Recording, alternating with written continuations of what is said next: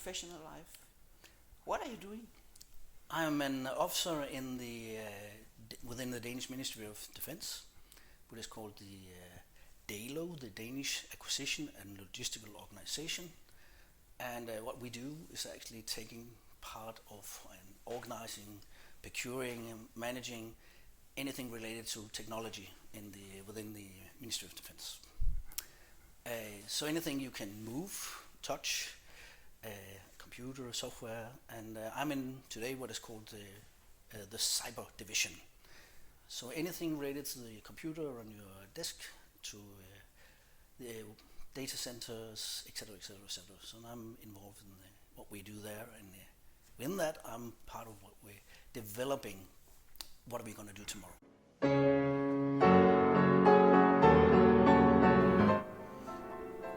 From a very complex area to another very complex area, doing leadership. If you should highlight a change in your perspective, thinking back, how were your thoughts and your approaches to leadership earlier, comparing to now? Do you see any differences? Yes. I realized very early in the MBA that I got lazy. I was running leadership on an automatic reaction because I've been working with leading people for many years, and I felt very comfortable and lazy around it. So I became much more conscious about it. And I was running with soldiers normally, and that is, from a cultural perspective, they were very harmonious type. So that was fairly easy to be a leader, to run leadership. So you could become lazy without... Yes, because it's a very harmonic group, actually. So when I'm sitting now, I don't have any soldiers. They are all specialists within their specific fields. So the diversity of people that you have to lead is much more diverse. So being much more conscious about the way you lead from the co-workers you have, the employees you have. And also from back then, the age was also harmonized. It was fairly like, now they are from 20 to 65. So that offers you, from a leader's perspective, a cultural challenge. Yes. How to navigate that in everyday life. So that was the leadership of your employees. And because I'm in the development area, you can call it leadership of your peers and also your heads and the rest of the organization. How do we actually do that? Mm-hmm. And I found that some of the tools from the leadership from the MBA gave me some tools to actually be much more conscious in how you approach people with the message that you want to convey. Because I would like to convey the message of what technology offers us tomorrow in running our business smarter, better. And you need to be clear in your communications of who are you addressing, how and when. So be very, very aware of the environment, the context that you are navigating in. And that is from the ministerial level all the way out to the soldier. So a key word is being aware. Yes. Both who is around you, who are you leading, but also internally being aware of how you should approach, what does the situation call for in you? Yes, and it's a very simple example. I have the opportunity, like many others don't have. I can choose to put on a military uniform, and that conveys a message in a whole different way than so I can choose my uniform from a military uniform to a shirt, tie, or casual, depending on what it is and who the audience is. Yeah. So that is something I've become very much aware of. I have a saying, connect to the grammar. Yes. That's exactly what you're doing. Yes. Yeah. It sounds like you did quite a transformation of your approach to leadership. How was that possible? Because we know that in some minds, human beings are not that easy to change, and you are almost who you are. But you did quite a change. How was that possible? The easy answer is I don't know, but, but I think I was ready because. But what made you ready? I needed something extra because I needed more. Yeah. I had appetite for more, and I didn't think leadership would be one of them. But I was open for getting inspirations from anywhere. From what the MBA gave. Mm-hmm. So that opened that door, being ready for this and being curious. Yes. All right, let's open the door and see what happens. Yes. And that was the kick-off of the MBA. And that mindset gave you a chance to reconsider your approach to doing leadership, even also how you relate, as I understand. I wouldn't say redefine, I would say expand. Expand, yeah. Because I haven't thrown out anything of what I did, because I still think that's value. But that's a good point. So I would say I was much more task-centric of what a task was calling for. And now I expanded that to actually what competencies, skills, context, adding that, and actually much more aware, as we talked about, how to actually navigate in that context to succeed in solving the task, not taking it for granted. Yeah. So how to actually influence the context much better. So you daring to feel doubt, yes, and be in a doubtful situation, you actually immerse that into your leadership style. You use it as an invitation to co-create. Yes. Instead of delivering the one clear answer, you say, we don't have the answer. Let's figure out what is the next clever move. Yes. So it's a part of your... Yes, one of them, and that help me build best practice. Yes, yes. Not this is best practice. Help me build it. Yeah. And that. What is the strength in having that approach to leadership? That when you reach a decision, you have onboarded people and you already conveyed the message. Mm-hmm. So from decision to execution, very short and very fast. Because of the ongoing involvement. Yes. The challenge, on the other hand, is you need to read people, because many people are not that comfortable with a doubtful situation. So they urge you to give me something clear, and you need to be able to then reduce the doubt to something close to clear for whatever their contribution is going to be. Or they should trust the process. And then the steps in this project is clear for them, so they know this is a process. And that sometimes is that's a huge challenge, because the audience you're talking to is very, very different. Yes, and you need to be able to establish, as we talked about during the MBA program, a trustful environment. So they need to be stepping into a room where we do this co-creation, and whatever you say is valid. May not be a part of the decision, or it may. But anything that comes out in the room is valid. That's why you're in the room in the first place. So establishing that trust is essential. Yes. And that goes on from on the video cameras, on the phone, on the hallways when you walk around, actually seeing people, seeing your co-workers, not just your own co-workers, but everyone around you. Being present, being reaching there, out. Yeah. That little nudge with a cup of coffee saying good morning could mean anything later on.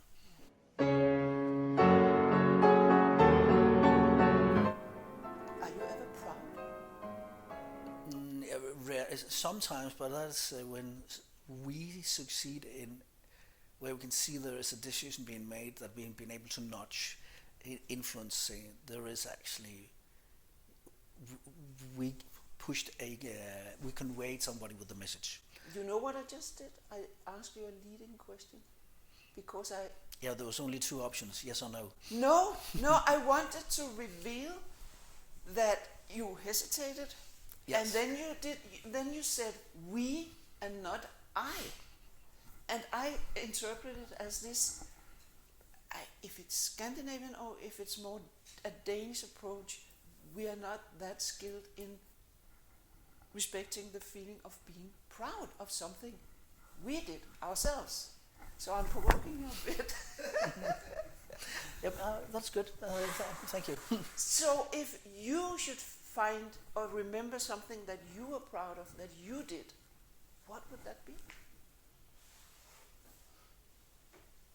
That was being insisting and being persistent in believing in the agenda that I'm pushing. That's being sticking to what you think is the clever next step. Yes, and that's both from everyday perspectives and also from a strategic long-term perspective. I believe that this is the agenda that we need to look at and lean towards and integrate in our everyday work. And I'm pushing that agenda, and I can see some of it is pushing through.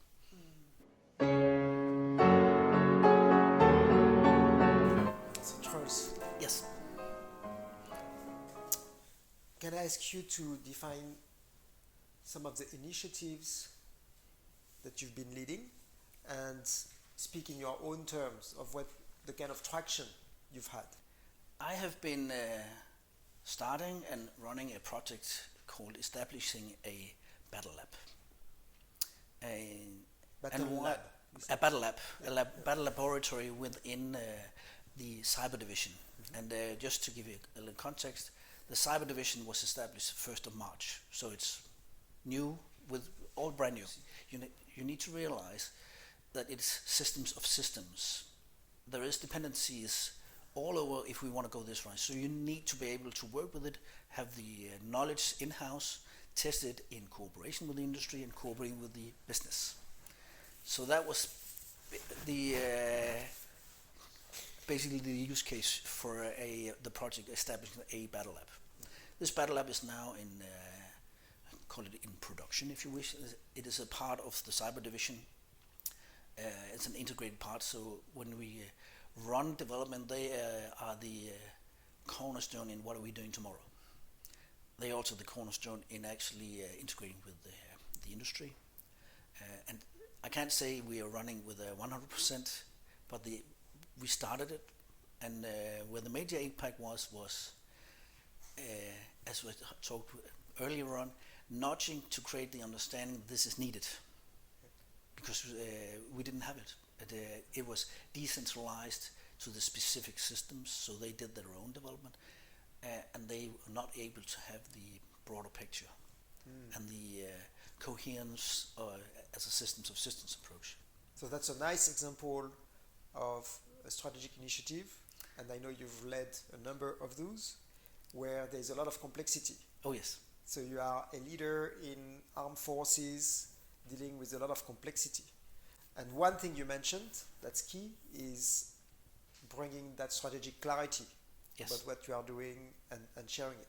Are there other aspects of dealing with complexity that you either discovered or realized are really important for the success of those initiatives? Yes. There is a strive to making things simple. People would like to make things simple. So the acknowledgement of complexity, you need to hold on to that and that agenda. So because there is a comfortable for leaders further, whoever makes decisions further up the chain, they would like it to be simple. What is the decision and what is the impact and what is the price? What's the price tag? They would like it to be simple. We're working in complexity. So you need to convey the message of complexity so the leaders trust that the decisions they make are simple. They are in control. So how do you control complexity? How do you remain in control? And that is the business challenge, as I see it. And I like how you frame it, that, of course we aspire to simplicity. Yes. That's what we'd like to live, but acknowledging that complexity and holding it. Yes. Right, so that we don't lose sight of what it is we are dealing with. Because if you lose focus on that and realize that it is complexity, you will fall in the pit of chaos.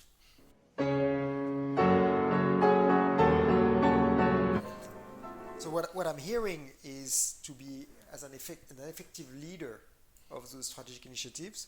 You've talked about a few different elements. You've talked about the importance of reading people, right?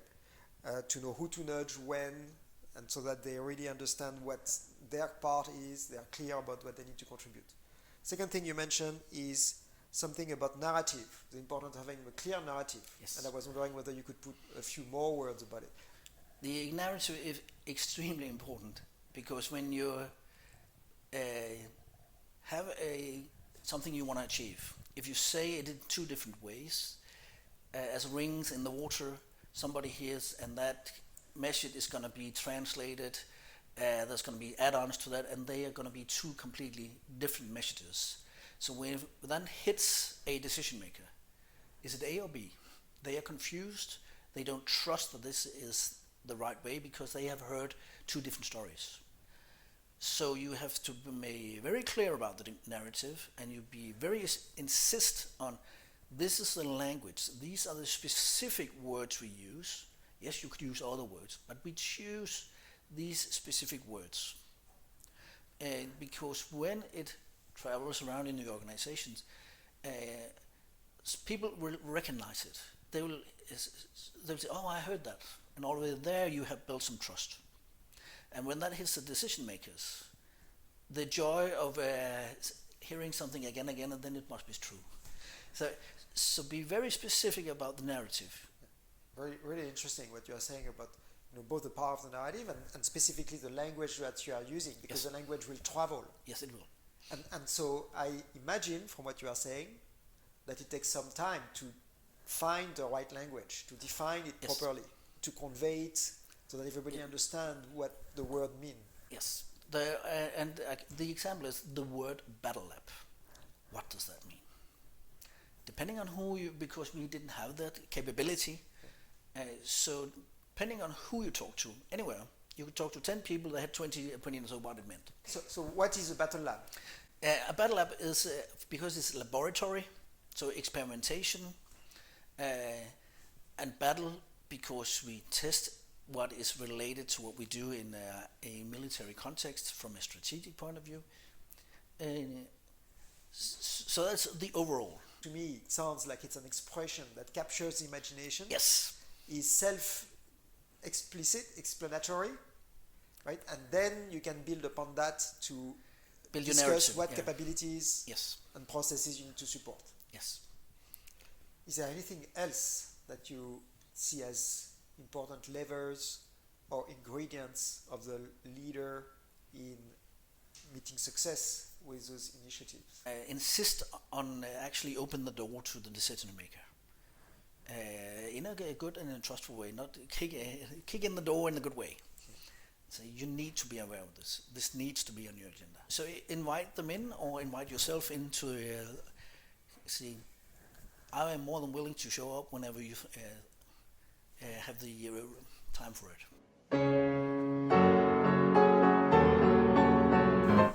So Berit, what did you notice about Troels? Several traits, I should call it, or several characteristics is the right word. The first thing I noticed was he has some kind of a combination of being ambitious and humble at the same time. And I think it's, if he is dependable on having trustful relationships, I could imagine that it is a relevant approach, want to do things, but not being constantly too pushy and ego-driven. So ambition and humble at the same time. Then there is, I wrote a word, patient impatience. It's a weird expression. He is impatient, but he accepts that things take time, and that he have to kind of do the right processes to make things move. But he wants things to move, so he have to have this split brain in himself, being patient, impatient. And the first two things you mentioned already makes me think of the level 5 leadership, of Jim Collins, where the leaders are ambitious, they channel their energy into the organization. Yes. So they also know to be humble, and where their ambition goes is into the organization. That's exactly the impression what you get when you listen to Troels. I also see him as a powerful decision maker. At the same time, pushy but not too pushy. But he knows that things have to move and things have to happen. And then he's aware of how to make it happen. So he's sensitive to the result and the process at the same time. And I also combine this, a powerful decision maker. He uses it on himself. I want to develop. He decide, and then he can change his way of leading and his way of learning, because he decides to do it. It's quite a powerful approach. Especially when it comes to stepping out of the comfort zone, right? Yeah. Realizing, I can continue, I'm fine, I'm good. Yeah. I'm challenging myself. Yes. And you need to have great willpower to do that. It's not enough to say, I would like to learn. He really had to create the context where, and then he's doing it. He also self-aware. He is aware of influential power. How should he influence? And when is it needed? And how and who should he reach out to?